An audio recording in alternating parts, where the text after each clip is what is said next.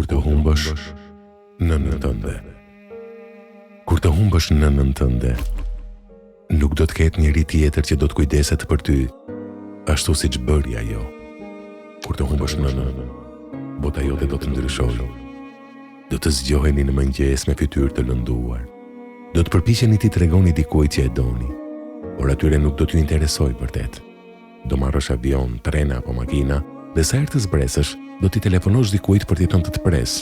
Por një nën që e di që djalit dhe vajza e saj është në udhtim, pret gjithmonë aty.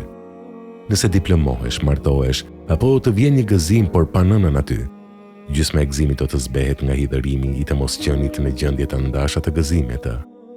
Do t'i të çuditshme të ulesh në tryezë në një festë dhe të kuptosh se askush nuk do të shikojë në pjatën tënde për të parë nëse je i uritur, dhe askush nuk do të shikojë në sytë e tu nëse je i mërzitur apo i qetë. Me këtu nuk do të them se askush nuk do të të dojë ose se do t'i jesh i vetëm në jetë pas humbjes së saj.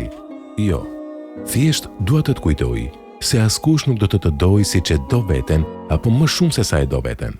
Thuhet se dikush me shumë fat mund t'i ndodhë të ketë një njeri afër në jetë që ta dojë si nëna, por unë nuk e besoj këtë legjend. Nëna, e ke pasur afër në momentet më të pamenduara. Vëmendja e saj ka qenë kudo me ty në momentet e jetës së përditshme. Nëna. Ajo që të do pa kushte, pa interes. Ajo që jep jetën për ty. Ajo që lutet për ty që Allahu të të ruaj nga çdo e keqe. Ajo që lutet për ty që Allahu të të bëjë të suksesshëm.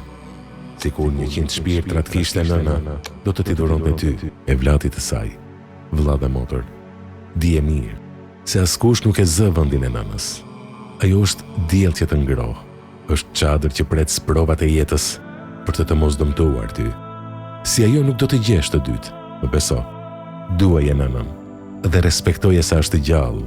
Puthja duart, puthja syt, puthja ballin dhe thuaj: O Allah, bekoje nënën time. O Allah, shtoja jetën nënës time. O Allah, lumturoje me xhenet nënën time. Mbaje mend i dashur vëlla, mbaje mend të dashura motër.